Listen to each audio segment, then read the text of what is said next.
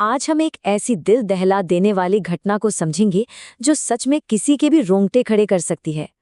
हम अक्सर सोचते हैं ना कि भूत प्रेतों की कहानियां सिर्फ फिल्मों या किताबों में होती हैं, पर आज जिस सच्ची घटना पर हम चर्चा करने वाले हैं वो इस बात का सबूत है कि हकीकत कहानियों से भी ज्यादा खौफनाक हो सकती है।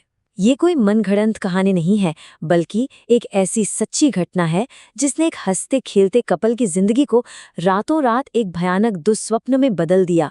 सोचिए, क्या हो अगर किसी के सपनों के घर में पहले से ही कोई भयानक साया रह रहा हो। एक आम इंसान अपनी जिंदगी भर की खून पसीने की कमाई लगाता है एक आशियाना बनाने के लिए, एक सुरक्षित जगह के लिए। लेकिन क्या हो अगर वो जगह सुरक्षा नहीं बल्कि खौफ का दूसरा नाम बन जाए। आज का हमारा ये विश्लेषण इसी खौफनाक सवाल का जवाब ढूंढने वाला है। तो चलिए इस घटना को बिल्कुल शुरू से समझते हैं। भाग 1, सपनों की जिंदगी की शुरुआत, या यूं कहें एक परफेक्ट जिंदगी का भ्रम।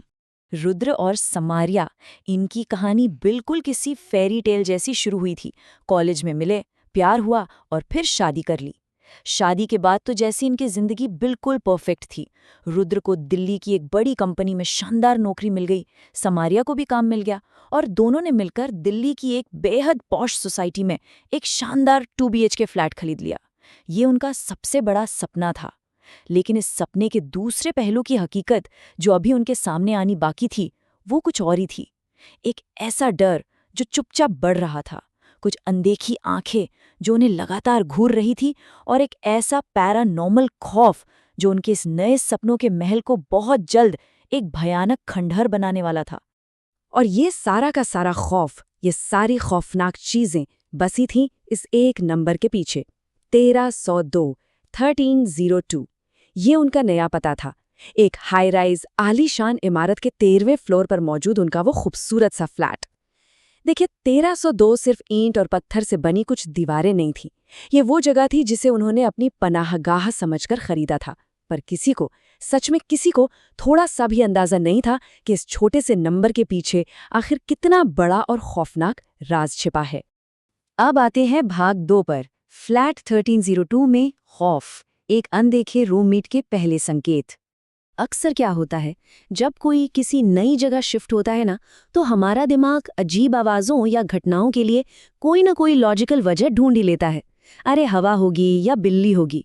खौफ के इस सफ़र की टाइमलाइन पर अगर हम ध्यान दें तो पाएंगे कि पहली अजीब घटना तब हुई जब एक रात समारिया को किचन से चम्मचों की छन छन आवाज़ आई। फिर थोड़े ही दिनों बाद जब वो वॉश बेसिन के शीशे के सामने खड़ी होती तो उसे ठीक अपने पीछे किसी की परछाई दिखाई देती जो पलक झपकते ही गायब हो जाती थी। और कुछ हफ्तों के अंदर ही ये चीज़ें सिर्फ आवाज़ों या परछाइयों तक नहीं रुकीं, घर का भारी फर्नीचर भी अपने आप अपनी जगह से खिसकने लगा था। चलिए उस पहली रात वाली घटना को थोड़ा और करीब से समझते हैं। रात के लगभग 2 बज रहे थे। समारिया जब वो चम्मचों की आवाज सुनकर किचन में गई तो वहां का नजारा सच में बेहद अजीब था। फ्रिज का दरवाजा पूरा खुला हुआ था, फर्श पर चम्मचें बिखरी पड़ी थीं और मसालों के डिब्बे ऐसे खुले थे जैसे किसी ने उन्हें अभी अभी इस्तेमाल किया हो। और सबसे डरावनी बात पता है क्या थी? उस पूरी तरह से बंद फ्लैट के अंदर, ध्यान दीजिएगा, बंद फ्लैट के अंदर एक बर्फीली ठंडी हवा का झोंका समारिया को छूकर गुजरा। उसने घबराकर रुद्र को जगाया, पर रुद्र ने इसको ये कहकर टान दिया कि अरे शायद खिड़की से हवा आई होगी। लेकिन खुद सोचिए, हवा कभी फ्रिज का भारी दरवाजा थोड़ी खोल सकती है। और अब यहाँ से शुरू होता है भाग 3, परछाइयाँ और अनदेखे हाथ, यानी जब इस खौफ ने उन्हें सच में छुआ। अब तक ना रुद्र इन सब चीज़ों को थोड़ा हल्के में ले रहा था, लेकिन जल्द ही इस खौफ ने एक ऐसी सीमा पार कर दी जहां कोई भी साइंस या लॉजिक काम नहीं करता। खौफ का लेवल अब एकदम बढ़ चुका था। रात में अचानक टीवी का अपने आप ऑन हो जाना, या छत के पंखे का चलते चलते रुकना और फिर अचानक उल्टी दिशा में घूमने लगना। समारिया को अक्सर महसूस होता था कि कोई ठंडे हाथों से उसके बालों और कंधों को छू रहा है। पर सबसे डरावना, सबसे हैरान करने वाला पल तब आया जब रुद्र घर से काम कर रहा था और अचानक से उसकी ऑफिस चेयर किसी ने जोर से, एकदम झटके से एक हाथ पीछे की तरफ खींच ली। इस एक इंसिडेंट ने रुद्र को पूरी तरह हिलाकर रख दिया। अब उसे भी समझ आ चुका था कि 1302 में वो लोग अकेले बिल्कुल नहीं हैं।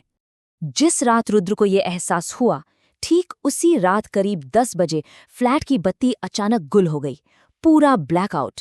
रुद्र ने जांच करने के लिए एक मोमबत्ती जलाई। तभी बिना किसी हवा के समारिया के हाथ में मौजूद मोमबत्ती की लौ जोर जोर से फड़फड़ाने लगी, तेजी से हिलने लगी, और फिर रुद्र के ठीक पीछे वाली उस सफेद दीवार पर 2 गहरी काली परछाइयां धीरे धीरे उभरने लगी। एक परछाई किसी आदमी की लग रही थी और दूसरी किसी औरत की। खौफ के मारे दोनों तुरंत दरवाजे की तरफ भागे, पर दरवाजा जोर से अपने आप बंद हो गया। खिड़कियां किसी भूकंप की तरह बुरी तरह से वाइब्रेट करने लगी। वो दोनों उस घुप अंधेरे में पूरी तरह फंस चुके थे, जब तक कि अचानक से लाइट वापस नहीं आ गई। कहानी यहाँ रुकी नहीं। भाग 4, भूत की चेतावनी और एक सीधा आमना सामना। यहाँ से इस चर्चा का सबसे डरावना हिस्सा शुरू होता है। उस रात डर के मारे वो दोनों आधी रात तक अपनी बिल्डिंग के गार्डन में ही घूमते रहे। ऊपर जाने की हिम्मत ही नहीं हुई। जब बहुत हिम्मत जुटाकर वो आखिरकार वापस फ्लैट में गए तो वहां का माहौल एकदम भारी था। डर को थोड़ा कम करने के लिए उन्होंने अपनी ऑडियो डिवाइस पर हल्की आवाज में हनुमान चालीसा लगा दी। पर तभी अचानक उस डिवाइस में एक अजीब सा ग्लिच आया, एक खर-खर की आवाज हुई और वो बंद हो गया। और जैसे ही उन्होंने आंखें खोलकर देखा, डिवाइस के ठीक बगल में एक बेहद भयानक चोटिल चेहरे वाला साया खड़ा था। उसका चेहरा पूरी तरह जख्मी था। उस साये ने धीरे धीरे उनकी तरफ देखा और एक बेहद भारी खौफनाक आवाज में कहा, अगर यहाँ पर रहना है तो हमारे नियम कानून होंगे, तुम्हारे नहीं। इस एक झटके से समारिया इतनी जोर से चीखी कि वो वहीं बेहोश हो गई और रुद्र भी डर के मारे अपनी सुध-बुध खो बैठा। अगली सुबह उन्होंने तय किया कि इसका सच जानना ही पड़ेगा। तो आइए देखते हैं भाग 5, खौफनाक राज, उस फ्लैट के काले अतीत का खुलासा। उस अगली सुबह वो दोनों सीधे अपनी बिल्डिंग की एक 80 साल की बुजुर्ग महिला के पास गए, जो शुरू से वहां रह रही थी। पड़ोस की उस महिला ने जो सच बताया ना, वो सच में रोंगटे खड़े कर देने वाला था। उस सच्चाई को चलिए एक एक करके समझते हैं। हुआ कुछ यूं था कि कुछ साल पहले उस फ्लैट में एक कपल रहने आया था, जो किसी बहुत गहरे डिप्रेशन का शिकार था। उन्होंने आहिस्ता आहिस्ता खुद को बाहरी दुनिया से पूरी तरह काट लिया, बिल्कुल अकेले हो गए। और फिर कुछ दिनों बाद दोनों की उस बंद फ्लैट के अंदर बिल्कुल खामोशी से मौत हो गई। और सबसे भयानक बात जानते हैं क्या है? उनकी लाशें लगभग 15 से 16 दिनों तक उसी फ्लैट में वैसे ही पड़कर सड़ती रहीं, जब तक कि इतनी गंदी बदबू नहीं आने लगी कि सफाई कर्मचारियों को पुलिस बुलानी पड़ी। वो अनजान साए, वो जो चोटिल चेहरा था, वो कोई और नहीं बल्कि उसी कपल की अतृप्त आत्माएं थीं, जो मरने के बाद भी अपने उस फ्लैट पर कब्जा जमाए बैठी थीं। तो चलिए अब आगे बढ़ते हैं और देखते हैं कि ये कहानी अपना आखिरी मोड़ कैसे लेती है। भाग 6, आखिरी बचाव, इस खौफनाक सपने से भागना। अब जब ये खौफनाक सच्चाई उनके सामने आ चुकी थी तो उन्होंने बिना एक पल सोचे तुरंत फ्लैट छोड़ने का फैसला कर लिया। जैसे ही उन्होंने थोड़ा बहुत सामान पैक करने के बाद जल्दी से 13वें फ्लोर से लिफ्ट ली, लिफ्ट अचानक 11वें फ्लोर पर आते ही एकदम जोर से हिली और एक भारी झटके के साथ रुक गई। लिफ्ट के अंदर एकदम घुप अंधेरा छा गया। तभी लिफ्ट की छोटी सी स्क्रीन का डिस्प्ले झिलमिलाया और उस पर लिखा आया 13, सिर्फ 13। और उसी पल उन दोनों के कानों के ठीक पास किसी ने बेहद ठंडी आवाज में फुसफुसाते हुए कहा, तुम यहां से छोड़कर नहीं जा सकते। वो इतने डर गए थे कि पागलों की तरह लिफ्ट का दरवाजा पीटने लगे, बचाओ बचाओ चिल्लाने लगे, जब तक कि आवाज सुनकर पड़ोसियों ने आकर किसी तरह जोर लगाकर लिफ्ट के दरवाजे नहीं खोले और उन्हें बाहर नहीं निकाला। अब लिफ्ट तो खराब थी, तो वो दोनों घबराए हुए किसी तरह सीढ़ियों से वापस अपने फ्लैट 1302 में गए ताकि अपना बचा हुआ सामान ले सकें। लेकिन अंदर घुसते ही जो नज़ारा उन्होंने देखा, उसने उनके होश उड़ा दिए। फ्लैट के अंदर पूरी तरह से तबाही मची हुई थी, जैसे किसी ने वहां तूफान ला दिया हो। अलमारियों से सारे कपड़े निकालकर पूरे घर में फेंके हुए थे। उनके कॉफी के कप टूटकर चूर चूर बिखरे पड़े थे। घर में जितने भी गमलों में पौधे थे, वो सारे जड़ से उखाड़कर फेंक दिए गए थे। नलों को पूरी तरह खोल दिया गया था, जिससे पूरे फर्श पर पानी बह रहा था। और हद तो तब हो गई जब उन्होंने देखा कि घर में रखा कैश, जी हाँ, उनके पैसे पूरी तरह से फाड़कर टुकड़े टुकड़े कर दिए गए थे। ये उन सायों का एक बिल्कुल साफ और खतरनाक मैसेज था कि वो उन्हें पूरी तरह बर्बाद कर सकते हैं।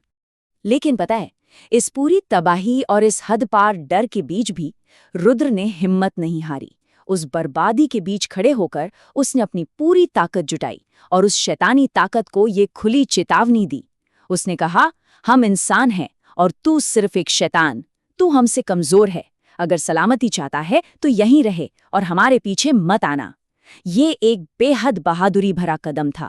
उसी वक्त उन्होंने बचे खुचे सामान के सूटकेस पैक किए और उस बिल्डिंग को, उस 1302 नंबर को हमेशा हमेशा के लिए पीछे छोड़कर तुरंत एक होटल में शिफ्ट हो गए। रुद्र और समारिया आज दूसरी जगह एक किराए के फ्लैट में रह रहे हैं, सुरक्षित हैं।